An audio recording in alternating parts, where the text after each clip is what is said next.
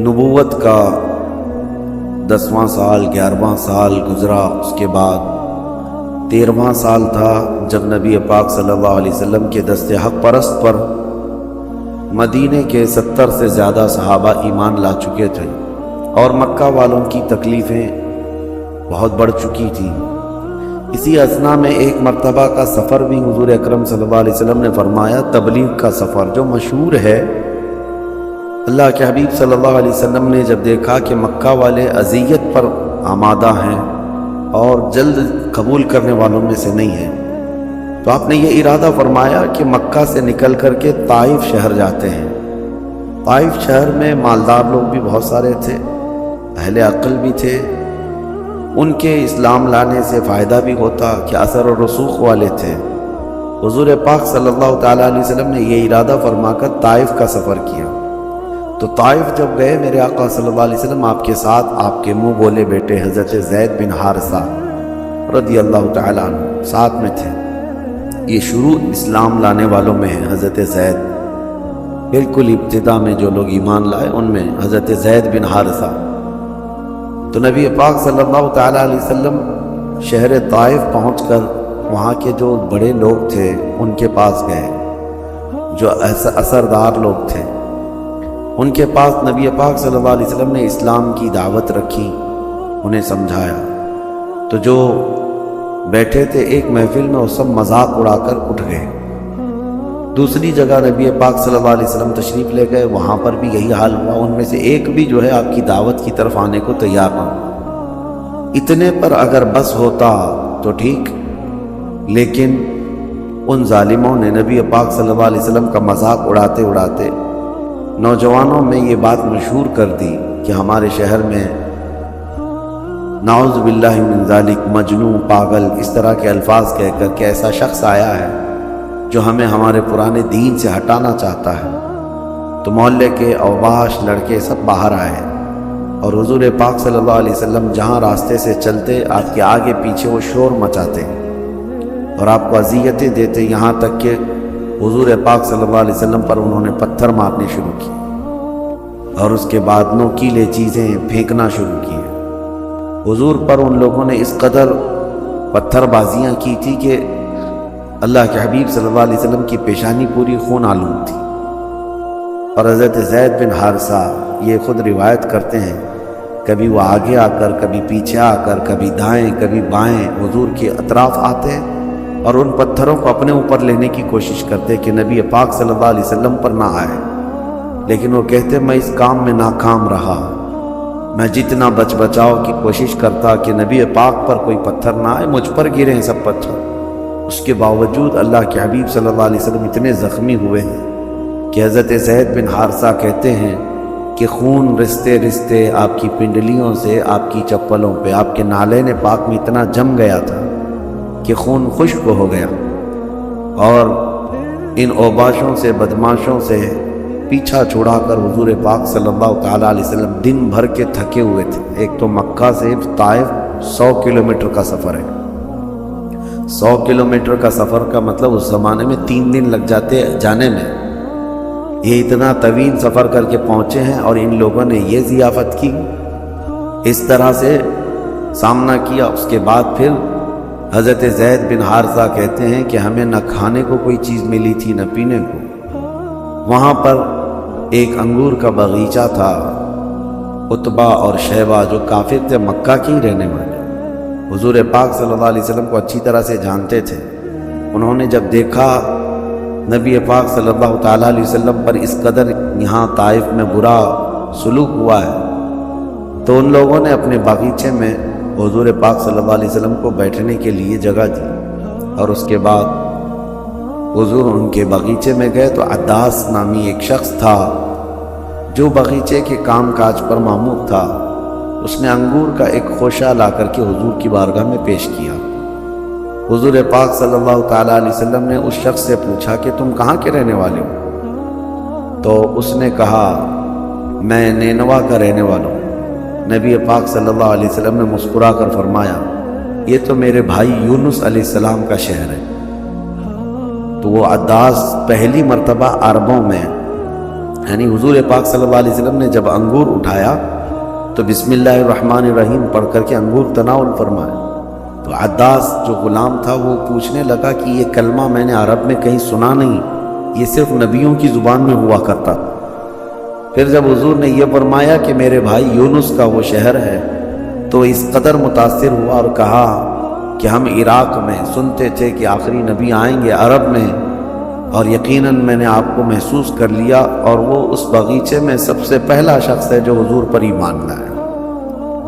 بدأ الاسلام غریبا، اسلام غریبوں سے پھیلا ہے۔ طائف کے بڑے بڑے سیٹھ، بڑے بڑے پیسے والے ایمان تو نہیں لائے، لیکن انگور کے باغیچے میں کام کرنے والا ایک مزدور حضور پاک صلی اللہ علیہ وسلم پر ایمان لایا تو جانتے ہیں حضور کی خوشیاں دوبالا ہو۔ فرمایا نبی پاک صلی اللہ علیہ وسلم ان کے پتھروں سے اتنا غم نہ ہوا جتنا تیرے ایمان لانے کی خوشی۔ حضور پاک کی یہی تو تعریف قرآن نے کہا، حریص علیکم بالمؤمنین، تمہارے پاس وہ رسول آیا جو صرف تمہارے ایمان کی طلب رکھتا ہے۔ نبی پاک صلی اللہ تعالیٰ علیہ وسلم وہاں سے نکلے۔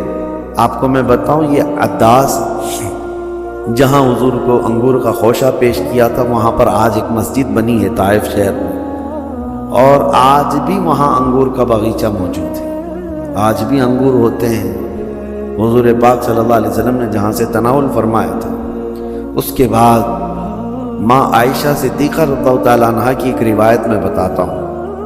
حضور پاک صلی اللہ تعالیٰ علیہ وسلم سے حضرت عائشہ صدیقہ نے پوچھا تھا، یا رسول اللہ صلی اللہ علیہ وسلم جنگ احد میں، کیونکہ جنگ احد میں حضور کے دندان مبارک شہید ہوئے تھے، حضور کے چہرے پر لوہے کی ٹوپی سے ایک ظالم نے مارا تھا تو لوہے کی کڑی حضور کے رخساروں سے اندر گھس گئی تھی، حضور کے دانت مبارک شہید ہوئے، 70 صحابہ شہید ہوئے، بہت سخت جنگ تھی۔ حضرت عائشہ نے پوچھا تھا، یا رسول اللہ صلی اللہ علیہ وسلم کیا آپ کی زندگی پاک میں جنگ احد کی طرح کوئی سخت چیز آئی؟ حضور نے فرمایا کہ ہاں، جنگ احد سے بھی زیادہ سخت دن طائف کا تھا، طائف کا تھا۔ طائف کے سفر میں ان لوگوں نے اس قدر پتھراؤ کیا تھا کہ میری پیشانی لہو لہان ہوئی تھی، اور نالین پاک کو تلووں سے نکالنا مشکل تھا۔ حضور پاک صلی اللہ تعالیٰ علیہ وسلم ایک جگہ پہاڑ کے نیچے آرام کرنے کے لیے تشریف لے گئے۔ وہاں آج بھی مسجد الرسول بنائی گئی ہے، چھوٹی سی مسجد، بہت پرانی ہے، بہت پرانی۔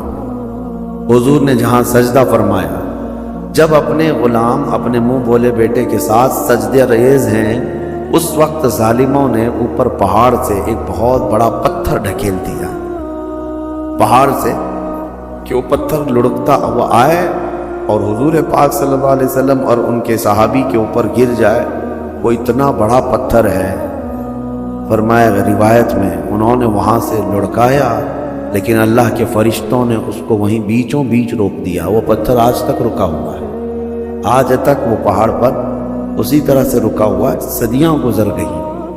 اب اس کے بعد نبی پاک صلی اللہ علیہ وسلم فرماتے ہیں، میں طائف سے لوٹ رہا تھا کہ بیچ راستے میں جبرائیل امین علیہ السلام تشریف لائے۔ اللہ کے حبیب صلی اللہ علیہ وسلم کی بارگاہ میں آئے اور عرض کیا کہ حضور، 2 فرشتے آئے ہوئے ہیں آپ سے ملاقات کے لیے۔ حضور نے ان 2 فرشتوں کے متعلق پوچھا کون ہے؟ جبرائیل امین علیہ السلام نے عرض کیا، یا رسول اللہ صلی اللہ علیہ وسلم، آپ کی دعوت کو بھی اللہ نے سن لیا اور شہر طائف کے انکار کو بھی اللہ نے سن لیا، لہٰذا اللہ تعالیٰ نے یہ ان فرشتوں کو آپ کے پاس بھیجا ہے جو پہاڑوں پر عذاب لایا کرتے ہیں، پہاڑوں کے ذریعے سے عذاب لایا کرتے ہیں۔ ان دونوں فرشتوں نے سلام پیش کیا حضور پاک صلی اللہ علیہ وسلم کی بارگاہ میں، عرض کیا شہر طائف 2 پہاڑوں کے بیچ میں آباد تھا، ان دونوں پہاڑوں کے نام بھی ہیں، جبل قیقعان اور ایک کوئی پہاڑ کے دونوں نام تھے۔ ان 2 بڑے پہاڑوں کے بیچ میں یہ شہر آباد ہے۔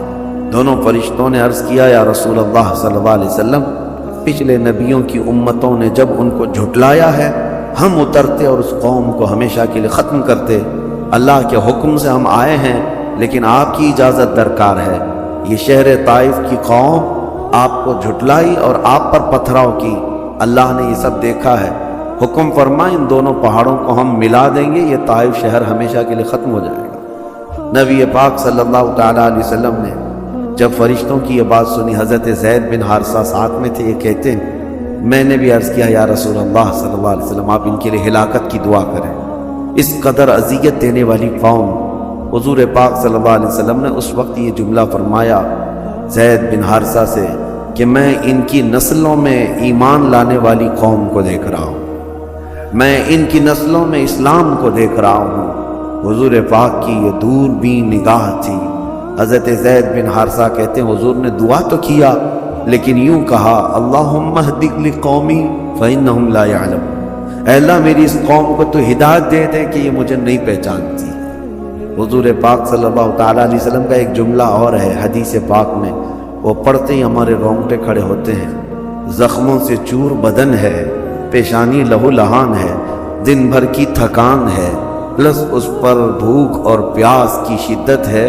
ان حالتوں میں جانتے ہو شام کا وقت آیا تو زید بن حارثہ کہتے ہیں نبی پاک صلی اللہ علیہ وسلم اپنے مولا کی بارگاہ میں رو رہے تھے۔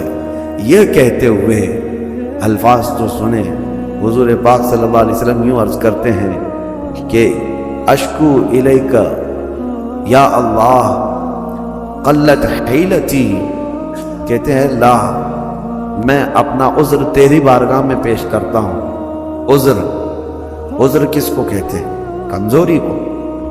عرض کرتے ہیں میں ان پر غالب نہ آ سکا، میں ان کو دین نہ پہنچا سکا، اور ان لوگوں نے جو کچھ بھی میرے ساتھ کیا، اے اللہ اگر تو غضبناک نہیں ہے، تو ناراض نہیں ہے تو مجھے ان چیزوں کی پرواہ نہیں۔ اے اللہ اگر تو مجھ سے راضی ہے تو ان کی تکالیف کی مجھے کوئی پرواہ نہیں۔ یہ نہیں کہ مولا ان کافروں کو چن چن کر کے تو ہلاک کر دے، بلکہ اس وقت بھی اپنے رحمان سے یہ التجا کہ اے اللہ میرے اس تبلیغ سے اگر تو ناراض نہیں ہے تو پھر ان کی تکلیف سے مجھے کوئی پرواہ نہیں ہے۔ یہ تاریخی جملے ہیں حدیث پاک میں، پڑھو تو دعاؤں میں عربی میں عجیب سی رقت طاری ہوتی ہے کہ کون ہے جو اس قدر تحمل رکھتا ہے، اس قدر برداشت کی طاقت رکھتا ہو کہ ان حالتوں میں بھی وہ اللہ کی رضا کے لیے کوشاں ہے، اللہ کی رضا کے لیے کوشاں ہے کہ اگر مولا تو راضی ہے تو یہ سب چیزیں ہیچ ہیں، کوئی مسئلہ نہیں۔ حضور پاک صلی اللہ تعالیٰ علیہ وسلم واپس مکہ تشریف لائے، اور اس کے بعد پھر وہ ہجرت کے دن قریب آئے۔ جب 13 سال ہو گئے نبوت کے، مکہ مکرمہ میں اللہ کے نبی صلی اللہ تعالیٰ علیہ وسلم کو حکم ہوا کہ آپ مکہ سے نکل کر مدینے تشریف لے جائیں۔ یہ وہ دن تھے جب مکہ والوں نے مکمل پلاننگ کر لی تھی۔ دارالندوہ ایک جگہ ہے جہاں بیٹھ کر کے یہ میٹنگیں کرتے تھے سارے گرو گھنٹال، جتنے قبیلے کے بڑے بڑے سردار ہوتے تھے وہ ندوہ میں جمع ہوتے تھے۔ ندوہ ایک جگہ تھی جس پہ پنچ لگتی تھی، پنچایت ہوتی تھی، اور اس میں بڑے بڑے مشورے طے پاتے تھے۔ وہاں سارے لوگ جمع ہوئے، ابو جہل بھی تھا۔ یہ ایک بڑی لمبی حدیث ہے، اس میں لوگ کہتے ہیں کہ وہ سب لوگ میٹنگ کے لیے بیٹھے تھے کہ ان محمد کا کیا کیا جائے۔ بائیکاٹ کر کے دیکھا، مار کر کے دیکھا، ان کے غلاموں کے ساتھ بہت زیادہ ظلم سب کر کے دیکھا، لیکن ان کی دعوت رکتی نہیں۔ جب کبھی کوئی قافلہ مکہ آتا ہے تو اس میں کوئی نہ کوئی اسلام قبول کر لیتا، پھیلتا جا رہا ہے یہ دین۔ تو پھر اس میٹنگ میں بیٹھے ہوئے لوگوں کی یہ روایت ہے کہ ایک شیخ تشریف لائے، عمر دراز تھے، سفید لباس میں، وہ میٹنگ میں آئے۔ میٹنگ میں بیٹھے ہوئے لوگ کہتے ہم تو انہیں جانتے نہیں تھے۔ اچھا حدیث میں یہ بھی لکھا ہوا ہے کہ وہ آنے والا کہا میں نجد سے آیا ہوں۔ کہاں سے؟ نجد، جس کو آج نجدی کہتے ہیں، وہ نجد کے رہنے والے کو نجدی کہتے ہیں۔ اور یہ بڑے عمر دراز شیخ تھے، وہ آئے، کہا کہ میں نے سنا کہ تم لوگ کوئی اچھے کام کی منصوبہ بندی کر رہے ہو تو میں بھی مشورہ دے دوں تمہیں۔ وہ آئے اور آ کر کے سب سے پوچھا کہ کیا کہہ رہا ہے۔ ڈرے ہوئے تھے لوگ کہ ہم اگر ماریں گے، قتل کریں گے تو قریش کا مقابلہ پھر اس خاندان سے ہو جائے گا، کیونکہ ایک خاندان والے کو مارنے کا مطلب یہ ہوتا کہ پورا خاندان اس سے جنگ کرتا، قصاص لیتے۔ تو سب یہ ڈرے ہوئے تھے کہ پھر ہمارے خاندان میں لڑائیاں شروع ہوں گی۔ تو آئے ہوئے شیخ، نجدی شیخ نے مشورہ یہ دیا، ایک کام کرو کہ ہر خاندان کا ایک ایک آدمی آگے آئے، اور ہر ایک آدمی ایک ایک تلوار لے کر کھڑا رہے، اور سارے لوگ مل کر کے جب ماریں گے تو قریش جو ہے ہر خاندان سے تو بدلہ نہیں لے سکتی، خاندان قریش ہر ایک سے تھوڑی نا جنگ کر سکتا ہے، تو لہٰذا ایک خاندان اگر جا کر مارے گا تو جنگ ہونے کے اندیشے ہیں سارے لوگ۔ تو سب لوگ کہتے ہیں کیا مشورہ تھا، بہترین مشورہ تھا، اور ہم سب لوگوں نے اتفاق کیا کہ مکہ میں جتنے آباد قبیلے ہیں ہر ایک قبیلے کا ایک ایک آدمی رات کو محمد صلی اللہ علیہ وسلم کے گھر جائے گا اور ہر ایک اپنی تلوار سے انہیں مارے گا، تاکہ قصاص بدلہ لینے کے لیے قریش کے پاس کوئی چارہ نہ رہے۔ یہ طے پایا، یہ میٹنگ بھی ہوئی۔ جانتے ہیں یہ شیخ نجدی ابلیس لعین تھا، شیطان مردود تھا، جس کے متعلق صاف ہے، لیکن کہہ کر کے کیا آیا؟ شیخ نجدی۔ حیرت کی بات ہے، پتہ نہیں اس وقت کون سا لال رومال پہنا تھا، کون سا پہنا تھا، لیکن حدیث پاک میں ملتا ہے ندوہ اور شیخ نجدی، یہ دونوں لفظ ہیں۔ پلان کے مطابق منصوبہ کے اعتبار سے وہ لوگ رات کے وقت ہر قبیلے کا، ہر خاندان کا ایک ایک نوجوان حضور پاک صلی اللہ علیہ وسلم کے گھر کے اطراف جمع ہو گئے۔ آج کی رات انہیں قتل کرنے کا پورا پلان تھا۔ حضور پاک صلی اللہ تعالیٰ علیہ وسلم کو اللہ نے خبر دے دی کہ باہر آپ کے قتل کے منصوبے بن چکے ہیں۔ اس وقت نبی پاک صلی اللہ علیہ وسلم اپنے گھر میں حضرت علی کرم اللہ وجہہ الکریم کے ساتھ تنہا تھے، تو حضرت علی رضی اللہ تعالیٰ عنہ کو آپ نے فرمایا تم آج میرے بستر پر سو جاؤ، میں نکل رہا ہوں اور مدینے کا سفر ہے، اور کل تم بھی لوگوں کی جو امانتیں میرے پاس رکھی ہیں وہ سب واپس لوٹا دینا اور چلے آنا۔ حیرت کی بات ہے اس وقت تک دشمنی بھی کرتے تھے اور حضور کے پاس امانت بھی رکھتے تھے۔ جو جان لینے کے درپے تھے وہ اپنی امانت بالکل سیف بینک، ان کو پتہ تھا حضور پاک صلی اللہ علیہ وسلم کے پاس رکھی ہوئی امانت کہیں ادھر ادھر نہیں ہوتی، وہ اپنی امانتیں وہیں رکھتے تھے۔ حضور اس حالت میں بھی جب چھوڑ کر کے جا رہے ہیں، یہ نہیں کہ یہ سب میرے جانی دشمن ہیں میں ان کا سب مال لے کے جاؤں، مولا علی سے کہا کہ سب کی امانتیں دے دینا اور تم چلے آنا۔ نبی پاک صلی اللہ علیہ وسلم اس گھر سے جو نکلے، روایت میں حدیث پاک میں ہے سورہ یاسین شریف کی آپ تلاوت کرتے رہے اور ہاتھ میں کچھ مٹی اٹھائی اور ان کافروں کے منہ پر مار دیا جو دروازے کے باہر کھڑے تھے۔ سب کے سب اندھے ہو گئے، کوئی دیکھ نہ سکا۔ نبی پاک صلی اللہ علیہ وسلم ان کے درمیان سے گزرتے ہوئے نکل آئے، کسی کو خبر تک نہ ہوئی، یہاں تک کہ حضور صلی اللہ علیہ وسلم سیدھے حضرت ابوبکر صدیق کے گھر گئے۔ حضرت ابوبکر صدیق جاگ رہے تھے، فوراً کھڑے ہو گئے، یا رسول اللہ صلی اللہ علیہ وسلم کیا ہجرت کا حکم آ گیا؟ حضور پاک صلی اللہ علیہ وسلم نے کئی مہینوں پہلے ان سے کہا تھا کہ ایک رات مجھے اللہ تعالیٰ ہجرت کا حکم فرمائے گا، تو صدیق اکبر رو پڑے کہ کیا آپ مکہ چھوڑ کر آپ جائیں گے؟ حضور نے فرمایا تھا ہاں، جس دن مجھے یہ حکم آئے گا میرے سفر کا ساتھی تو رہے گا۔ حضرت ابوبکر کہتے ہیں اس دن سے میں نے گھر کا دروازہ بند ہی نہیں کیا کہ نہ جانے کب میرے آقا تشریف لائیں میرے گھر۔ حضور صلی اللہ علیہ وسلم آئے ان کے گھر۔ اس کے بعد کے جو احوال ہیں انشاءاللہ آگے عرض کرتا ہوں، لیکن رات ہو گئی۔ شیخ نجدی دوبارہ آئے، دیکھا کہ ہو گیا کام کی نہیں، تو باہر تو یہ تلواریں سونتے ہوئے کھڑے تھے۔ شیخ نجدی آ کر وہی ابلیس لعین، کہا کیا ہوا؟ کہا ابھی انتظار میں ہیں ہم، رات ڈھل جائے تو اندر جائیں۔ ابلیس نے کہا لعنت ہو تم پر، وہ تو چلے گئے گھر سے، وہ نہیں۔ تو سب کے سب گھس گئے اندر گھر کے اندر، اور ان کو یقین نہیں آ رہا تھا کہ اتنی سخت پہرے داری سے کیسے جاتے ہیں۔ سب تلواریں لے کر اندر گئے۔ حضرت علی کرم اللہ وجہہ الکریم بستر پر سوئے ہیں، لیکن یہ کیفیت یہ ہے، یمنی چادر تھی حضور کی، وہ سبز رنگ کی، گرین کلر کی ہوا کرتی تھی، تو یمنی چادر اوڑھے ہوئے حضرت علی سو رہے ہیں، چہرہ بھی ڈھکا ہوا ہوگا، چاہتے تو وہیں بستر پر کوئی مار دیتے۔ تو لوگوں نے ان کے بستر کو گھیر تو لیا، لیکن انہی میں لوگوں نے پکارنا شروع کیا کہ یہ سونے کا طریقہ یا جو چیز دیکھ رہے ہیں یہ محمد نہیں ہو سکتے، محمد صلی اللہ علیہ وسلم نہیں ہو سکتے۔ پھر جب حضرت علی رضی اللہ تعالیٰ عنہ اٹھ کر بیٹھے تو سب ہیبت ناک ہو کر واپس نکل آئے کہ ہم جن کے قتل کے لیے آئے تھے وہ نہیں تھے۔ مولا علی کرم اللہ وجہہ الکریم کتنے آرام سے میرے آقا کا بستر سنبھالے ہوئے، تلواریں جہاں سوتے ہوئے لوگ کھڑے ہیں، حضرت علی فرماتے ہیں مجھے ایسی نیند زندگی میں آئی نہیں کبھی، اس لیے کہ میرے آقا نے فرمایا تھا کہ صبح لوگوں کی امانتیں دے کر آ جانا، مجھے یقین تھا صبح میری ہونا ہے، صبح میری ہونا ہے۔